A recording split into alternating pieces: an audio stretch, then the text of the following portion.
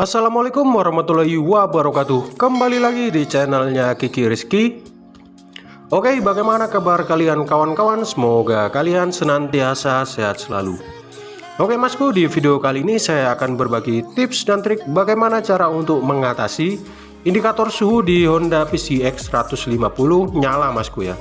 Dan seperti biasa ya, di video ini saya akan lakukan unbar atau analisa bareng penyebab dari indikator suhu PCX 150 ini nyala masku ya.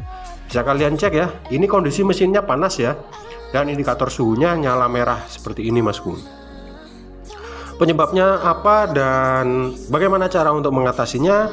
Simak terus video dari saya, semoga kalian paham ya dan mengerti bagaimana cara untuk mengatasi indikator suhu PCX 150 yang nyala merah masku ya. Hal pertama yang harus kita lakukan adalah pengecekan ya, pengecekan pada water pump dan pada seal-sealnya ya masku ya. Dan bisa kalian cek ya, ini di tandon reserve tanknya atau tandon radiatornya habis masku ya. Kita coba buka dulu dan kita lihat dalemannya, dan bener ya, ini kosong, tidak ada coolant-nya sama sekali ya masku ya. Ini kita cek juga ya di dalam radiatornya, kita bongkar dulu atau kita lepas tutup radiatornya, dan bener aja ya, coolant-nya tinggal dikit masku ya.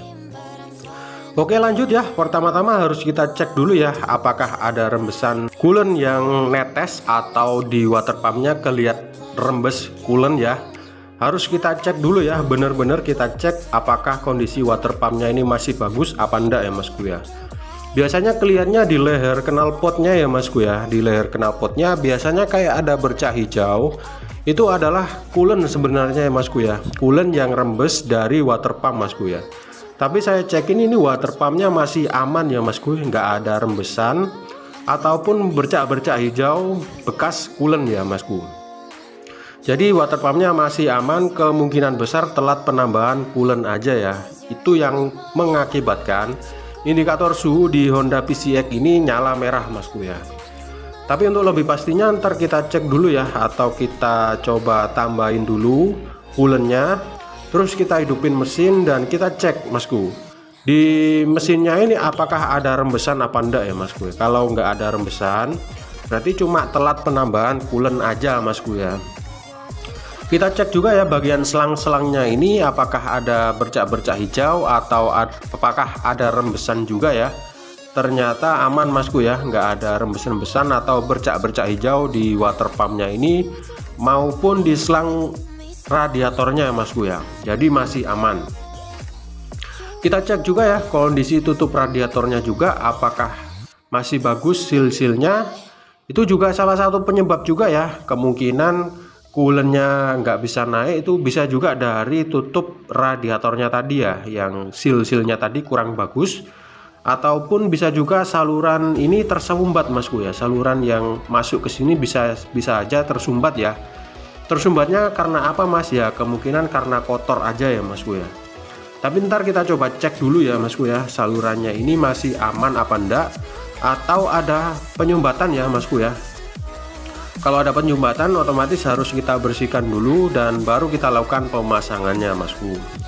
Untuk pengecekan seal di tutup radiatornya ini kita cek secara visual aja ya, sealnya ini masih bagus apa enggak, apakah ada kotoran ataupun tutupnya ini rusak apa enggak ya.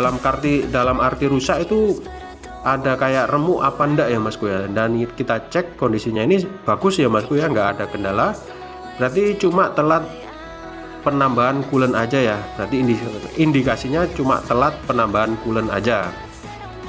Oke, habis ini lanjut ya, langsung kita isikan coolant-nya dulu dan coba kita hidupin ya. Coba kita hidupin mesinnya dan kita cek apakah ada rembesan ya masku ya, apakah ada rembesan atau enggak. Tapi ini lebih baiknya sih dikuras aja dulu ya masku ya, soalnya coolant-nya ini udah jelek soalnya masku. Kenapa saya bilang jelek ya, otomatis itu tadi ya, kalau coolant-nya kurang kan otomatis bercampur ya dengan kerak-kerak di mesin masku. Rata-ratanya seperti itu kalau coolant-nya udah jelek ya masku ya. Oke, cara untuk ngelepas atau cara untuk ngetapnya juga cukup simpel dan mudah ya. Di video-video saya sebelumnya juga sudah saya bagikan ya bagaimana tips untuk mengganti coolant atau mengganti air radiator di Honda PCX 150 maupun 160.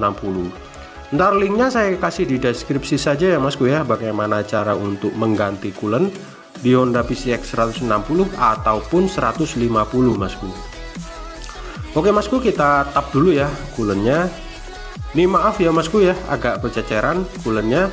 Soalnya nggak ada yang megangin kamera Masku ya. Saya syuting sendiri nih Masku ya. Jadi mohon maaf bila ngetap coolantnya agak berceceran Masku ya. Jadi mohon maaf ya. Bisa kalian cek ya, warna coolantnya udah hitam, nggak bening lagi. Berarti ini coolantnya indikasinya jelek ya Masku ya. Kalau bagusnya itu bening Masku ya. Hijau bening itu bagus. Berarti ini ada indikasi coolantnya memang udah jelek.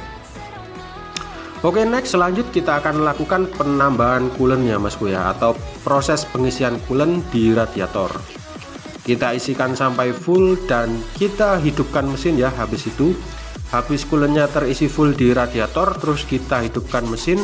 Kita tunggu sampai 5-10 menitan Masku ya, baru kita tutup ya Masku, tutup radiatornya.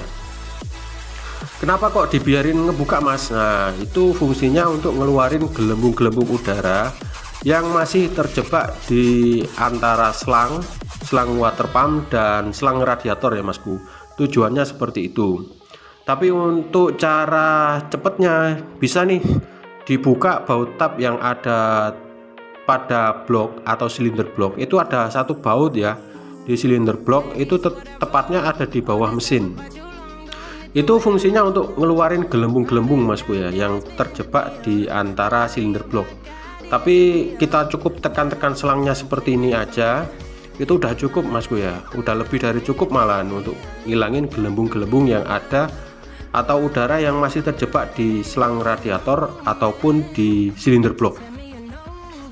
Oke, lanjut kita akan isikan juga ya di reserve tanknya atau di tandon coolantnya. Kita isikan dulu ya sampai pada batas upper Masku. Kalau udah sampai batas super ya tinggal kita hidupin mesin dan kita cek ya apakah ada kebocoran coolant atau tidak Masku. Untuk kali ini saya menggunakan scanner ya, scanner injeksi, biar lebih pas ya dan biar kita lebih tahu suhu mesinnya ini berapa ya Masku. Jadi nggak main kira-kira Masku. Jadi untuk pengecekan suhunya kali ini saya menggunakan scanner ya untuk lebih pastinya dan bisa tahu suhu mesinnya ini berapa. Suhu mesin kerja normal itu antara 80 derajat sampai dengan 90 derajat, maksimal di 100 derajat lah intinya Masku ya. Kalau lebih dari 100 derajat otomatis indikator suhunya ya yang saya maksud akan nyala merah. Kalau indikator suhu nyala merah, kalau dibiarin terus mesin akan mogok ya, atau otomatis pasti akan mati sendiri. Itu kenapa Mas kok bisa? Nah memang itu fitur safety-nya dari motornya sendiri ya Masku ya. Fitur safety dari motornya sendiri kalau melewati batas standar suhunya ya, atau batas ambang maksimalnya ya suhu mesinnya di atas 100 derajat, dianya akan nyala merah ya indikator suhunya dan mesin akan mati sendiri. Dan itu adalah fitur safety-nya ya. Bukan mati karena mogok ya, tapi karena mati karena dimatikan ya Masku ya.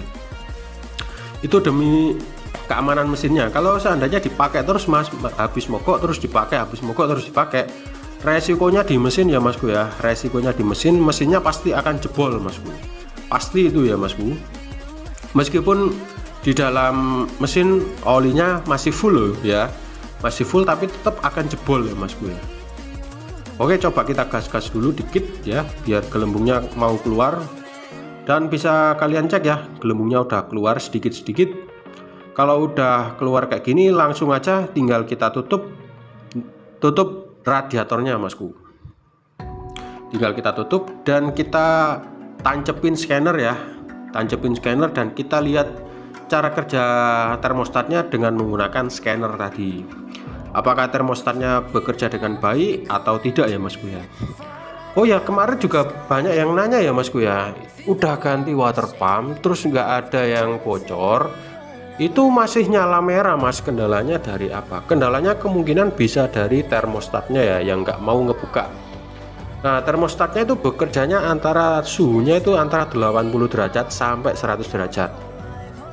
Kalau sebelum 80 derajat termostat tidak akan bekerja masku ya. Bisa dicek ya, ini suhunya 90 derajat masku ya. 90 derajat apakah akan naik atau akan turun? Kalau turun berarti termostatnya aman ya. Tadi termostat bekerja dengan baik. Bisa kalian cek ya, tadi 90 sekarang jadi 88. Tadi termostat udah mulai ngebuka dan saluran bypass udah mulai tertutup masku. Jadi sirkulasinya dari radiator masuk ke silinder brok, masuk ke water pump, langsung disalurkan kembali ke radiator untuk didinginkan. Jadi masih aman ya untuk termostatnya. Dan kita cek juga apakah ada kebocoran atau ada rembesan pada bagian radiatornya ataupun pada bagian water pumpnya. Kita cek juga apakah ada rembesan, dan alhamdulillah nggak ada rembesan ya masku ya ini. Tapi habis ini kita coba hidupin selama 30 menitan ya masku ya. Kita hidupin selama 30 menitan dan kita cek hasilnya. Suhunya akan naik atau tetap konstan di antara 80 derajat Celcius masku. Kita cek bawahnya juga ya, apakah ada rembesan di water pumpnya. Kalau seandainya water pumpnya error atau water pump bermasalah, di sini sudah kelihatan masku, netes masku. Soalnya dianya nggak kuat nahan tekanan ya, tekanan di radiatornya ini atau di coolant-nya. Coolant kan kalau posisi panas kan mendidih ya, kalau mendidih otomatis pasti ada tekanannya. Dan bisa kalian cek ini suhunya udah 89 dan udah kita hidupin kurang lebih selama setengah jaman atau 30 menitan dan normal masku. Oke masku, sekian dulu ya video dari saya, semoga bermanfaat dan sampai jumpa di next video selanjutnya.